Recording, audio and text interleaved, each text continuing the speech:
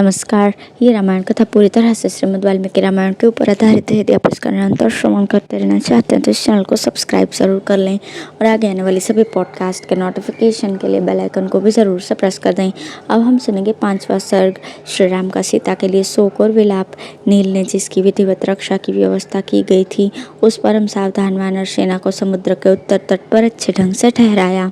मेहनत और द्विविध ये दो प्रमुख वानर वीर उस सेना की रक्षा के लिए सब और विचरते रहते थे। समुद्र के किनारे सेना का पड़ाव पड़ जाने पर श्री रामचंद्र जी ने अपने पास बैठे हुए लक्ष्मण की ओर देखकर कहा, सुमित्रा नंदन, कहा जाता है कि शोक बीतते हुए समय के साथ स्वयं भी दूर हो जाता है, परंतु मेरा शोक तो अपनी प्राणवल्लभा को न देखने के कारण दिनों दिन बढ़ रहा है।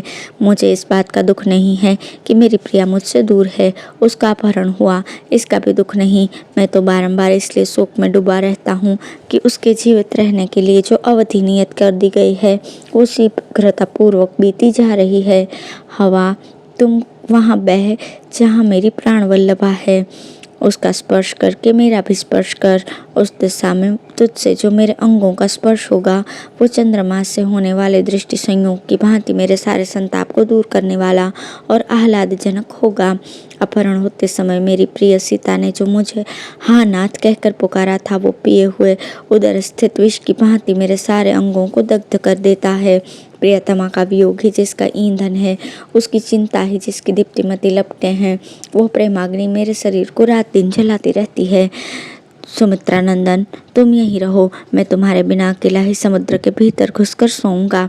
इस प्रकार जल में शयन करने पर यह प्रज्वलित प्रेमाग्नि मुझे दग्ध नहीं कर सकेगी। मैं और वो वामोरु सीता एक ही भूतल पर सोते हैं। प्रियतमा के संयोग की इच्छा रखने वाले मुझ विरही के लिए इतना ही पर्याप्त है। इतने से भी मैं जीवित रह सकता हूँ। जैसे जल से भरी हुई क्यारी के संपर्क से बिना जल की क्यारी का धान भी जीवित रहता है, सूखता नहीं है, उसी प्रकार मैं जो ये सुनता हूँ कि सीता भी जीवित है, इसी से जीवित हूँ। कब वो समय आएगा जब शत्रुओं को परास्त करके मैं समृद्धिशालिनी लक्ष्मी के समान कमल नयनी सुमध्यमा सीता को देखूंगा। जैसे रोगी रसायन का पान करता है, उसी प्रकार मैं कब सुंदर दांतों और बिंब सदृश मनोहर ओठों से युक्त सीता के प्रफुल्ल कमल जैसे मुख को कुछ ऊपर उठाकर चूमूंगा।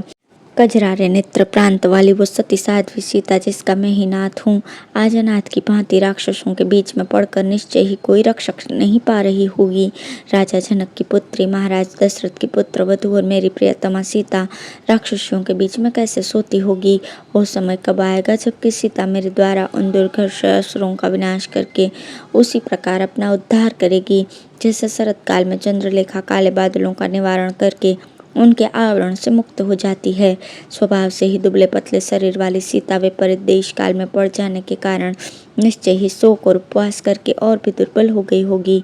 मैं असुरराज रावण की छाती में अपने सहायकों को धंसाकर अपने मानसिक शोक का निराकरण करके कब सीता का शोक दूर करूंगा। देवकन्या के समान सुंदरी मेरी सती साध्वी सीता कब उत्कंठापूर्वक मेरे गले से आकर लगेंगी और नेत्रों से आनंद के आंसू बहाएंगी। ऐसा समय कब आएगा जब मैं मिथिलेश कुमारी के वियोग से होने वाले इस भयंकर शोक को मलिन वस्त्र की भांति सहसा त्याग दूंगा। बुद्धिमान श्री रामचंद्र जी वहाँ इस प्रकार विलाप कर ही रहे थे कि दिन का अंत होने के कारण मंद किरणों वाले सूर्यदेव अस्ताचल को जा पहुँचे। उस समय लक्ष्मण के धैर्य बंधाने पर शोक से व्याकुल हुए श्री राम ने कमल नयनी सीता का चिंतन करते हुए संध्योपासना की।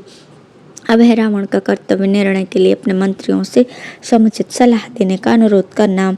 इधर इंद्रतुल्य पराक्रमी महात्मा हनुमान जी ने लंका में जो अत्यंत भयावह घोर कर्म किया था, उसे देखकर असुरराज रावण का मुख लज्जा से कुछ नीचे को झुक गया और उसने समस्त असुरों से इस प्रकार कहा, असुरों, वो हनुमान जो एक वानर मात्र है, अकेला इस दुर्घर्षपुरी में घुस आया।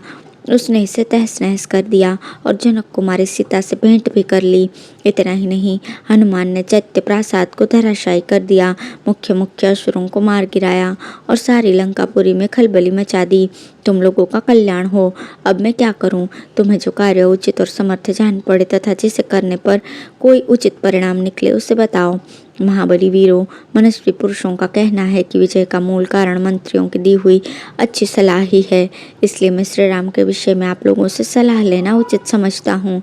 संसार में उत्तम, मध्यम और अधम 3 प्रकार के पुरुष होते हैं। मैं उन सबके गुण दोषों का वर्णन करता हूँ। जिसका मंत्र आगे बताए जाने वाले 3 लक्षणों से युक्त होता है तथा जो पुरुष मंत्र निर्णय में समर्थ मित्रों, समान दुख सुख वाले बंधुओं और उनसे भी बढ़कर अपने हितकारियों के साथ सलाह करके कार्य का आरंभ करता है तथा दैव के आश्रय से प्रयत्न करता है, उसे उत्तम पुरुष कहते हैं। जो अकेला ही अपने कर्तव्य का विचार करता है, अकेला ही धर्म में मन लगाता है और अकेला ही सब कार्य करता है, उसे मध्यम श्रेणी का पुरुष कहा जाता है। जो गुण दोष का विचार न करके केवल दैव का भी आश्रय छोड़कर करूँगा इसी बुद्धि से कार्य आरंभ करता है और फिर उसकी उपेक्षा कर देता है, वो पुरुषों में अधम है। जैसे ये पुरुष सदा उत्तम, मध्यम और अधम 3 प्रकार के होते हैं, वैसे ही मंत्र भी उत्तम, मध्यम और अधम 3 भेद से तीनों प्रकार के समझने चाहिए। जिसमें शास्त्रोक्त दृष्टि से सब मंत्री एक मत होकर प्रवृत्त होते हैं, उसे उत्तम मंत्र कहते हैं। जहाँ प्रारंभ में कई प्रकार के मतभेद होने पर भी अंत में सब मंत्रियों का कर्तव्य विषयक निर्णय एक हो जाता है, वो मंत्र मध्यम माना गया है।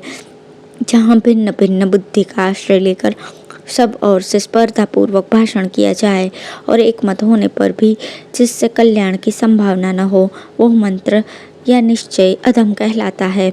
आप सब लोग परम बुद्धिमान हैं, इसलिए उचित प्रकार से सलाह करके कोई एक कार्य निश्चित करें, उसी को मैं अपना कर्तव्य समझूंगा। ऐसी आवश्यकता इसलिए पड़ी है कि राम सहस्त्रों धीर वीर वानरों के साथ हमारी लंकापुरी पर चढ़ाई करने के लिए आ रहे हैं।